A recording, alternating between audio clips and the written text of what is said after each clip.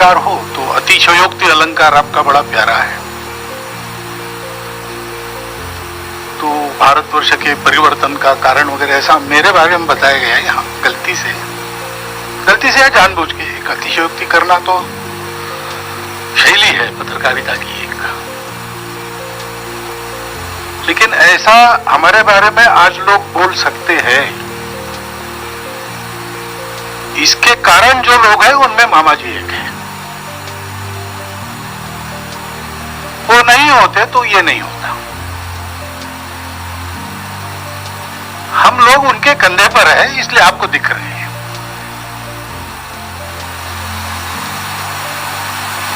ये बताया, किसी ने पूछा कि ये माणिक चंद्र वाजपेयी कौन थे। मैं मानता हूं कि सबसे बड़ा सर्टिफिकेट मामा जी को यही है, क्योंकि हम संघ में 1946 का एक गीत गाते कभी कभी, बीज जब मिट्टी में मिल जाए वृक्ष तब उगता है मित्र, कलम से स्याही गिरती जाए पत्र पर उठता जाता है चित्र।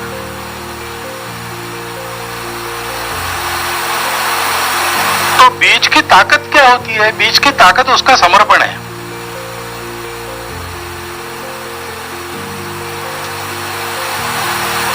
बीज से वृक्ष बनता है, बीज को मिट्टी में मिल जाना पड़ता है।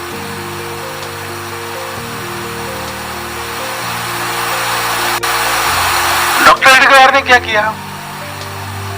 डॉक्टर हेडगेवार ने इन सब प्रतिभाशाली तरुणों की पहचान की। हर एक में रहती है प्रतिभा कुछ न कुछ, और उनको ये समर्पण सिखाया।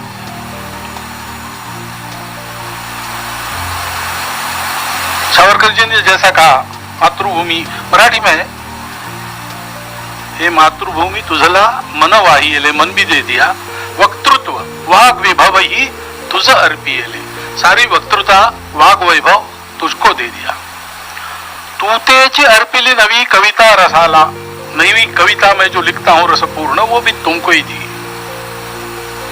सब कुछ बंधु बांधवों सहित मातृभूमि के स्तंडिल पर अर्पण कर देना, बस। सामने कुछ है, होने वाला है, दिख रहा है, कर सकते हैं, उस समय तो सभी लोग काम करते हैं, लेकिन चारों ओर अंधेरा है, उस समय ये करना है। ये करना इसलिए है कि ये करना ही मनुष्य जीवन की सार्थकता है।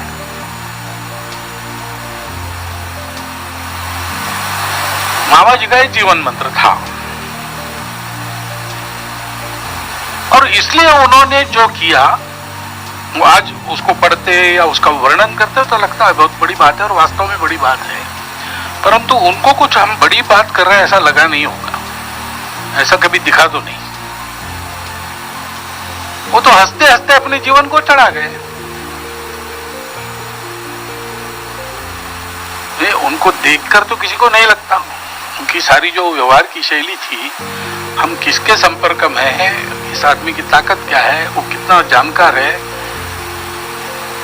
इसकी सुतराम भी कल्पना उनको देख के नहीं आती है। इमरजेंसी में उनको पुलिस पकड़ने के लिए गई, तो इस स्वदेश के ऑफिस के बाहर बैठे थे, पुलिस ने कहा वो कौन तुम्हारा वाजपेयी है, लिखता है बहुत ज्यादा, उसको पकड़ने के लिए आए हैं। तो इन्होंने कहा मैं ही हूं। तो पुलिस ने चौकीदार बन के यहाँ बैठा है और अपने को वाजपेयी बताता है। उसके इंस्पेक्टर ने बताया अरे बाबा वही है, बड़ा आदमी है, उसके साथ तमीज से बात कर रहे हो। ऐसा उनका संपूर्ण आत्मविलोपी व्यक्तित्व था, और ऐसे व्यक्तित्व हमको देखने को मिले, हमारे सानिध्य में आए। आज उनके बाद हम उनका वर्णन ऐसे शब्दों में करते हैं, लेकिन तब हमको लगा नहीं कि हम किसी बड़े से बात कर रहे हैं। ऐसा आत्मीय सानिध्य मिला, और इसलिए ये सारा दिख रहा है जो दिख रहा है। गीत हुआ न, जलते जीवन के प्रकाश में अपना जीवन तिमिर हटाए, यही मंत्र है। एक बार मैंने कहानी बताई थी, आपको याद होगी, नहीं भी होगी, लेकिन कहानी है इसलिए सुनने में मजा आता है, इसलिए मैं बता रहा हूं। अडवाणी जी का पुस्तक उसके प्रकाशन में मैंने बताई थी। तो एक गांव था ऐसे ही, और उसमें अनाचार बहुत चला। एक घर था लेकिन सदाचारी। तो गांव में जो पुण्य था वो तो समाप्त नहीं हुआ था, इसलिए उस घर के माताजी ने, गृहिणी ने राख में थूक दिया तो उस थूक का सोना बन गया। अग्निहोत्र रोज चलता था, उसकी राख थी, उसमें थूक दिया। अग्निहोत्र इतना पवित्र, अग्निहोत्री के कारण तो उसका सोना बन गया। दूसरे दिन साफ करते समय उसको मिल गया। तो उसने पत्नी को कहा कि हम तो गरीब है, हमारे घर सोना नहीं है, और ये कोई किसी का पड़ा हुआ होता तो अंगूठी पड़ती, चेन पड़ती, कुछ होता, ये तो टुकड़ा है। तो बिस्किट विस्किट तो हम लाते नहीं, या कोई यहां लेके नहीं आएगा, तो ये जरूर अपना किया है, ये क्या है बताओ। तो उसने बताया। तो उसने कहा कि फिर से ऐसा नहीं करना। अब वो कुढ़ने लगी मन में कि पूरा और गृहस्थी जीवन चल रहा है इतने वर्षों से, लेकिन एक बार इन्होंने मुझे सोना दिखाया नहीं, एक अलंकार किया नहीं, और आज मेरी थुक के कारण बन गया है, किसी को कोई तो भी ये डांट रहे हैं। इसलिए उसने कहा कि अब आप यहाँ मुझे लोगों के साथ प्रतिष्ठिता में रहने नहीं देंगे, क्योंकि सोना मना किया आपने, तो ठीक है, हम गांव छोड़ के जाएंगे। गृहस्थ ने कहा गांव नहीं छोड़ना, यही रहना और ऐसे ही रहना। लेकिन बहुत पीछे पड़ गए और आत्महत्या की धमकी दी उसने। तो उसने कहा चलो कल छोड़ के चले जाएंगे। रात को अपना सब सामान समेट के 2 गठरी में बांध के कंधे पर गठरी लेके दूर चले, और पांव फटते फटते गांव के पास एक पहाड़ी थी थोड़ी दूर, उस पर पहुंचे और आखिरी बार मुड़ के गांव को और देखा तो गांव जल रहा था। तो पत्नी ने पूछा क्या हो गया, अभी तक तो सब ठीक था। तो उसने कहा इसीलिए मैं गांव न छोड़ने की बात कर रहा था, क्योंकि हम लोग वहां थे, इसलिए सारा गांव ठीक था। सबके अनाचार को बैलेंस करने वाला एक पुण्यवान व्यक्ति, क्योंकि वो बीज होता है। और जंगल जल जाते ना, जंगलों में आग लगती, जंगल जल जाते, फिर से खड़े होते, फिर से कैसे खड़े होते हैं। तो सब कुछ जल जाता है, और पशु पक्षी जो भाग नहीं सकते वो मर जाते हैं, जो भाग सकते वो भाग जाते हैं। लेकिन बीज वहां पड़े रहते, उस तपती राख में पड़कर भी वो अपना बीजत्व कायम रखते हैं, मिट्टी में मिल जाते हैं, अपने आप को गलाकर फिर से जंगल को खड़ा करते हैं। देश के, समाज के जीवन में ऐसे व्यक्तियों का सदा महत्व रहता है, लेकिन ऐसे व्यक्तियों की जानकारी किसी को नहीं रहती। स्वामी विवेकानंद ने कहा है कि ईसा मसीह, बुद्ध, कृष्ण ऐसे हम जिनको जानते हैं महान पुरुष, उनसे कई गुना अधिक महान पुरुष इस दुनिया में आए, चुपचाप अपना काम किया और चले गए, दुनिया को उसकी खबर नहीं है। तो हो सकता है कल मोहन भागवत का नाम कहीं आ जाएगा, इतिहास की 2 पंक्तियों में एक आध नाम, डॉक्टर हेडगेवार का नहीं आएगा, माणिक चंद्र वाजपेयी का नहीं आएगा, क्योंकि दुनिया आदमी ने क्या किया और आदमी क्या बना ये गिनती है, लेकिन महत्व आदमी क्या है इसका होता है। आदमी क्या बनता है और आदमी क्या करता है, वो उसकी अपनी ताकत का काम तो है ही, लेकिन उसके साथ साथ बहुत सारी बातें रहती है जो अनुकूल बनती है, उसके कारण वो यशस्वी होता है। यश एक बात है, सार्थकता दूसरी बात है। यश का परहेज नहीं है, परंतु सार्थकता अनिवार्य है। मामा जी का जीवन ऐसा जीवन था। मामा जी का जीवन जैसा था, उसके कारण संघ चल रहा है।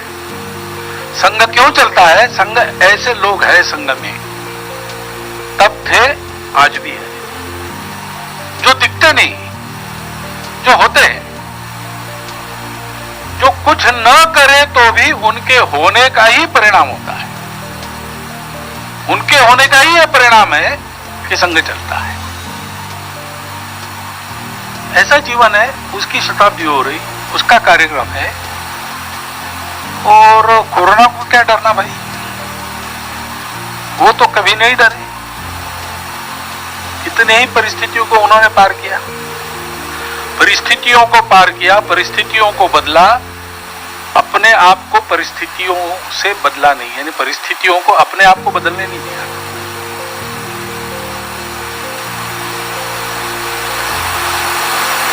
ऐसे लोग थे, उनको न किसी से दोस्ती, न काहू से दोस्ती, न काहू से बैर।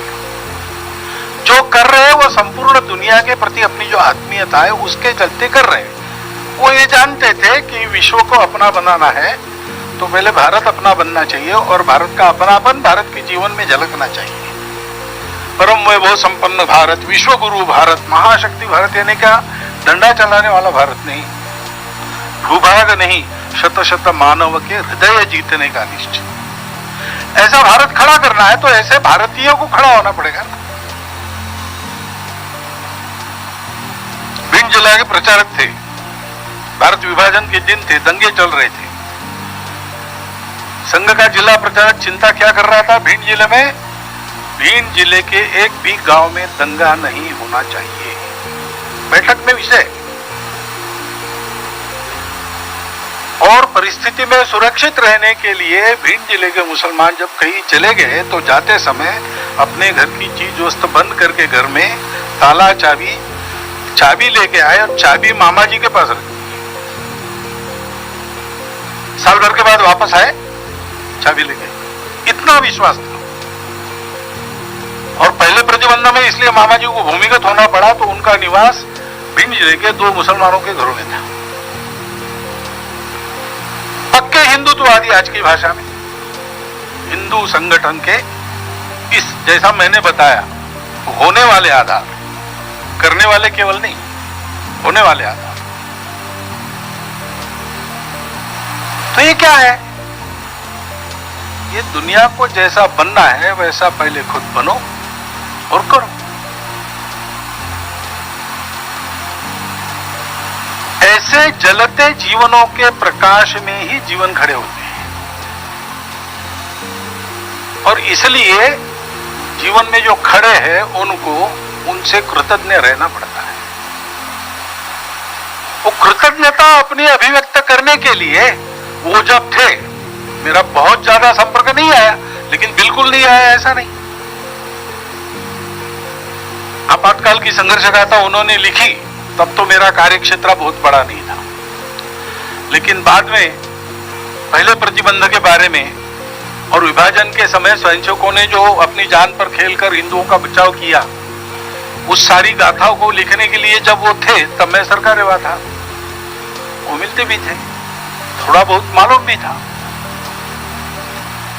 लेकिन देखना, राम राम करना, 4 वाक्य बोलना, इससे ज्यादा आगे मैं गया नहीं। और इसलिए कभी बैठकर फुर्सत से बात, उसमें कुछ सुनना, कुछ बताना, ऐसा अवसर मिला नहीं।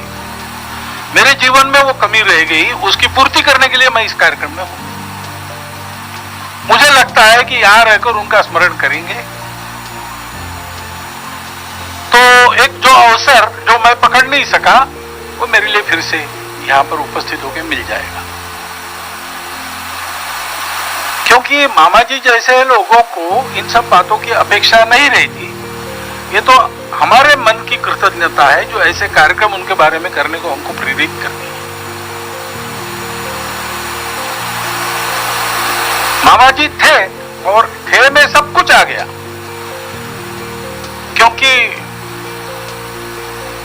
ये बल्ब जल रहा है तो उसको करंट मिलेगा तब चलेगा, करंट नहीं है तो नहीं चलेगा। कोई जलता हुआ दीप आपने लाया, उसको थोड़ा ऊपर रखना पड़ेगा तो सबको प्रकाश मिलेगा, उसका स्थान नीचे होगा तो नहीं मिलेगा।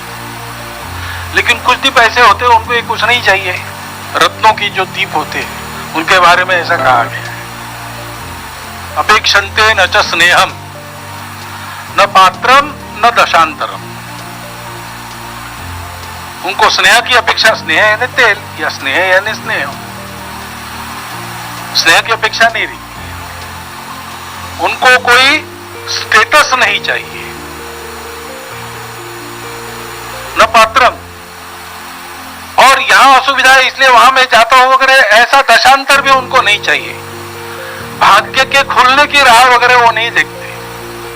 सदा लोकहिते युक्ता रत्न दीपा युक्ता, सदा लोकहित में युक्त लोग रत्न दीपों के जैसे ऐसे ही प्रकाशते रहते हैं, प्रकाश देते रहते हैं। मामा जी ऐसे ही थे, उन्होंने कभी इन बातों की अपेक्षा नहीं की, और आई तो अपने वैराग्य का अहंकार रख के उनको ठुकराया भी नहीं। जो कर्तव्य रूप में चुनाव भी लड़े, तो क्या उनको नेता बनना था? नहीं, उनको बताया चुनाव लड़ो।